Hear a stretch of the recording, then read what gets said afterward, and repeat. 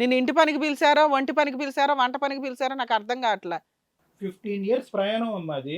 నువ్వు మధ్యలో వచ్చి ఆ పంచాయతీ తీర్చడానికి నువ్వు వెళ్ళి అతనితో పాటు ఉండాలనో, పెళ్లి చేసుకోవాలనే ఉద్దేశం అక్కర్లేదు.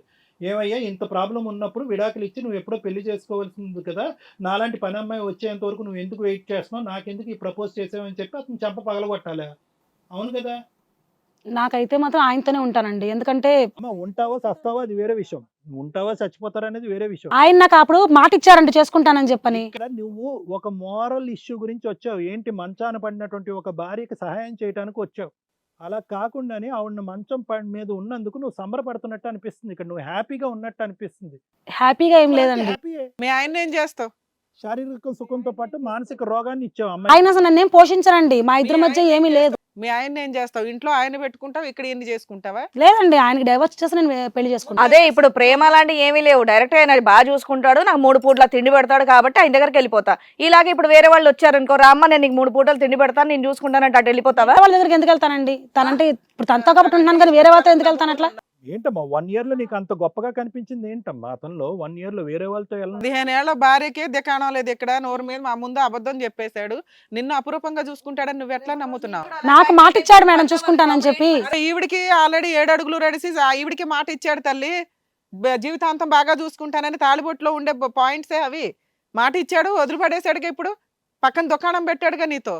నువ్వు ఆ మాటకి ఎట్లా వాల్యూ ఇచ్చేస్తున్నావు, ఎట్లా నమ్ముతున్నావు? పైగా మీ ఆయనకి డైవర్స్ ఇచ్చేస్తావా? ముందు అది ఆడవాలే. మీ ఆయనకి డైవర్స్ ఇవ్వడానికి ఎంతవరకు ఛాన్స్ ఉంది? ఇవ్వగలవా లేదా? డైవర్స్ వస్తాయా లేదా చూసుకోవా? వీళ్ళ 3 పిల్లలు ఏమవ్వాలి? నువ్వు చూస్తావా వీళ్ళందరినీ? అతనేదో గిట్టుబాటుగా ఉన్నాడని ఆ ఇంట్లోకి వెళ్ళావు, కాటేసావు, చక్కగా పట్టుకున్నావు, గిట్టుబాటు అవుతుంది ఫైనాన్షియల్గా అనుకుంటున్నావు. ఎదురు విచ్చలవిడిగా మాట్లాడుతున్నావు, నోటికి ఎంత వస్తే అంత. ఇదే స్థితిలో నువ్వు ఉంటే అమ్మాయి వచ్చి చేస్తే నువ్వు ఊరుకుంటావా? ఏ అమ్మా నీకు వెన్నుపూస ఎరగలేదనా? మొత్తం అందరూ అటువైపు ఇటువైపు కుటుంబ సభ్యులు వచ్చి నీ వెన్నుపూస ఎరగొట్టి నిన్ను పడుకోబెడతారు. అప్పుడు మేము పంపిస్తాం మీ ఇంటికి ఒక లేడీని సర్వీస్కి. ఎక్కడి నుంచి వస్తారమ్మా తల్లి? అమ్మ, మన వరకు వచ్చేంత వరకు బాధ. ఈ రోజు నీ భర్త వల్ల వచ్చేటటువంటి బాధలోంచి నువ్వు బయటపడాలి కాబట్టి అక్కడ ఉండేటటువంటి సిచ్యువేషన్ అడ్వాంటేజ్ తీసుకుని తాగనటువంటి మొగుడు సంపాదించేటటువంటి మొగుడిని కొట్టేద్దాం అని అనుకున్నావు అడ్డదారిలో వెళ్ళి. అర్ధారులో వెళ్ళాం కాదండి, ఆయన అంటే ఇష్టం కాబట్టి. ఏ నువ్వు చేసింది తప్పు. మళ్ళీ ఇది అడ్డదారి కాదు, దొంగదారి, డెకైటీ దారి అంటారు దీన్ని. ఏం బాబు నీకు తెలుసా ఈ దుకాణం అంతా మీ ఆవిడ ఇలాంటిదని? మేడం నమస్తే మేడం. నా పేరు రవి మేడం. ఆ, మా ఆవిడకి నాకు పెళ్ళి అయ్యి 5 సంవత్సరాలు అవుతుంది మేడం. నేను మంచిగా చూసుకుంటున్నాను మేడం. ఏ సమస్య ఏదో తాగుబోతు అంటుంది. నువ్వు తాగుబోతు అవడం వల్ల ఆ పిల్ల తిరిగిపోతా అయ్యింది. తాగుబోతు అంటే నాకు కొంచెం డ్రింకింగ్ ఉంది మేడం. డ్రింకింగ్ పని చేస్తావా? జాబ్ చేస్తున్నా సార్ మేడం. ఎంత వస్తుంది శాలరీ? నాకు ఒక 15,000 వరకు వస్తుంది. ఇంట్లో ఖర్చులకి ఇస్తావా, తాగేస్తావా? ఇస్తాను ఇవ్వడు మేడం. మేడం, తెచ్చిన ఒక్క రూపాయి కూడా డబ్బులు ఇవ్వడు కూడా మేడం. ఆవిడకే ఇస్తాను మేడం. ఆవిడ అంటే మెయింటెనెన్స్ ప్రకారం ఆవిడ పెళ్ళి ఎంతకాలం అయింది రవి మీది? 5 ఇయర్స్ అయింది. ఎందుకు పిల్లలు లేరు? పిల్లలు అంటే అది అంటే మేము హాస్పిటల్ తిరుగుతున్నాం మేడం. అది నువ్వు తాగుడు వల్ల నీకు పిల్లలు పుట్టట్లే. ఆ వచ్చిన 15,000 నువ్వు పొట్టలో వేస్తున్నావు. ఆవిడేమో ఎళ్ళమ్మడి పడి తిరిగి ఎవరి సంవత్సరాలు నాశనం చేద్దామని చూస్తుంది. ఇక్కడ డౌట్ అంటే నాకు డ్రింకింగ్ అలవాటు ఉన్న పిల్లని బాగా చూసుకోవడం తెలుసు మేడం. నేను చూసుకుంటున్నాను కదా. మరి ఆవిడతో డిస్కస్ చేయి. ఆవిడ ఏమంటుందంటే అసలు నన్ను అంత చూసుకోరు తెగించి కాబట్టి మాట్లాడుతుంది. నేను రోడ్డు మీద పడ్డాను లెగిసి నువ్వు ఒకటి బేకాలి కదా. నువ్వు కరెక్ట్ వాడివి అయితే వింటున్నావేంటి స్టోరీ మాలాగా?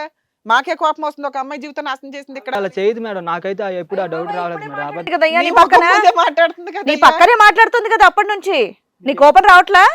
ఇదేదో మేము అబద్ధాలు చెప్పినట్టుంది. నీ ముఖం మీద మాట్లాడుతుందిగా. నా దగ్గర కొంచెం మంచిగా మాట్లాడి ఫస్ట్ టైం చెప్తున్నారు ఆవిడ, చాలా రోజులు బట్టి చెప్తున్నారు. ఫస్ట్ టైం నాకు చెప్తుంది సార్. ఆవిడ చెప్పిందంటగా మీకు ఆల్రెడీ.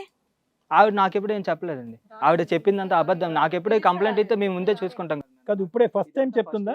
ఫస్ట్ టైమే జరుగుతుంది సార్ ఇది. సరే ఇప్పుడు జరిగింది తెలుస్తోంది కదా, ఇప్పుడు ఏమంటారు మీ ఆవిడతో? ఏం చెప్తారు చెప్పండి.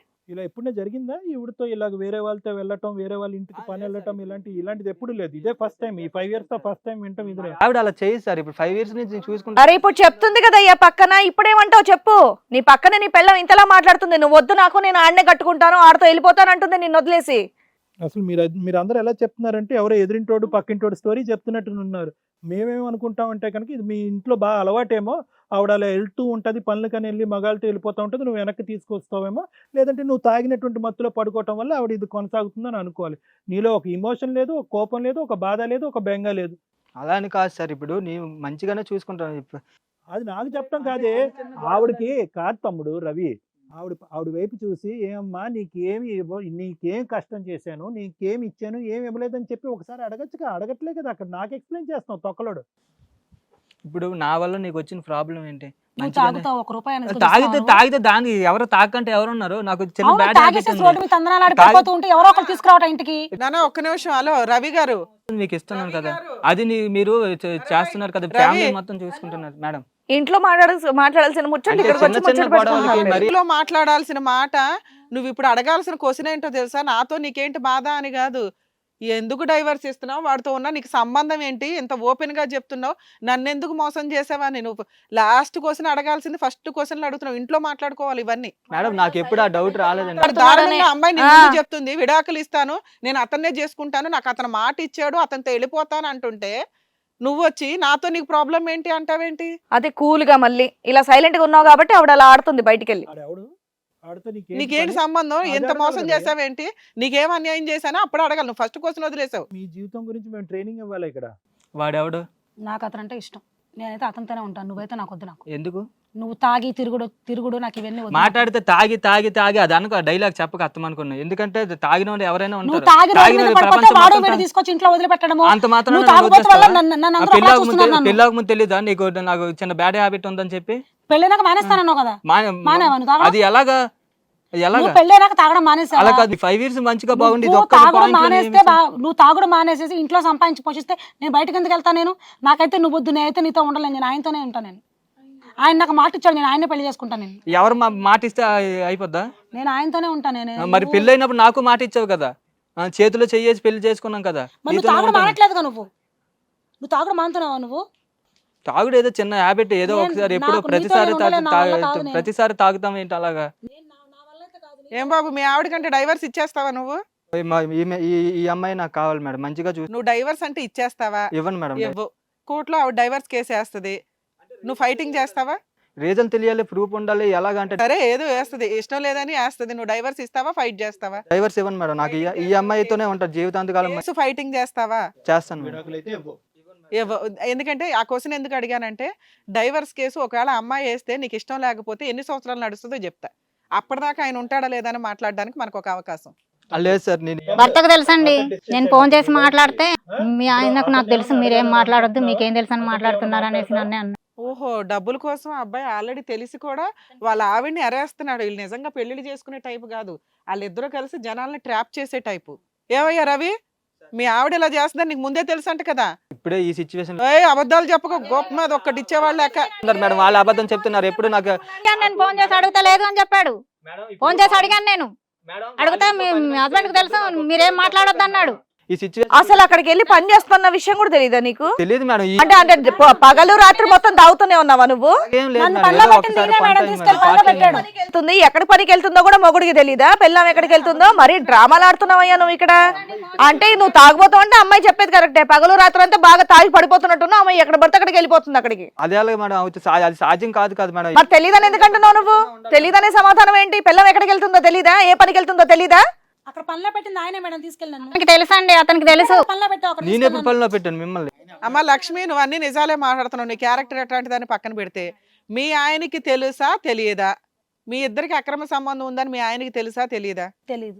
అక్రమ సంబంధం ఉందని తెలియదు, కానీ అక్కడికి వెళ్ళి అయితే కనుక నేను రిక్రూట్ చేస్తున్నట్టు మాత్రం నాకు తెలియదు అని అంటున్నాడా? అది నిజమా అబద్ధమా? సార్ ఇప్పుడే నాకు తెలిసింది సార్. నువ్వు అక్కడ పనిలో పెట్టింది నువ్వా కాదా? అంటే ఇప్పుడు వెళ్ళేటప్పుడు తెలిసింది సార్. అంటే పనికి వెళ్తుందని, ఏదో పని పార్ట్ టైం జాబ్ ఎక్కడో చేస్తా. హిట్ టీవీ యాప్, ఇందులో short news, live news, entertainment shows, movies, digital magazines తో పాటు మీ జిల్లా వార్తలను కూడా ఫ్రీగా చూడొచ్చు. ఇంకెందుకు ఆలస్యం, వెంటనే హిట్ టీవీ యాప్ ని డౌన్లోడ్ చేసుకుని ఫ్రీగా ఎంటర్టైన్మెంట్ పొందండి. Hit TV app. Hit TV app. Please download hit TV app. Hit TV app ని ఫ్రీగా డౌన్లోడ్ చేసుకొని ఎంజాయ్ చేయండి. మీకు నచ్చిన ఎంటర్టైన్మెంట్ కోసం హిట్ టీవీ యాప్ ని ఫ్రీగా డౌన్లోడ్ చేసుకొని ఎంజాయ్ చేయండి. హిట్ టీవీ యాప్ ని డౌన్లోడ్ చేసుకుని ఆస్వాదించండి, ఆశీర్వదించండి. ఇంతమంది సెలబ్రిటీలు హిట్ టీవీ యాప్ ని డౌన్లోడ్ చేసుకోండి అని చెప్తున్నారంటే ఎంత మంచి యాప్ ఆలోచించండి. అమెరికా అమెరికా అమెరికా అమెరికాలో చదవాలనుకునే వాళ్ళకి విశ్వసనీయమైన పేరు మన శౌర్య కన్సల్టెన్సీ. UK లో 1 year masters. UK లో 1 year masters. 2 years work permit up to 5 years visa. Contact Saurya Consultancy. Contact 89851 89851.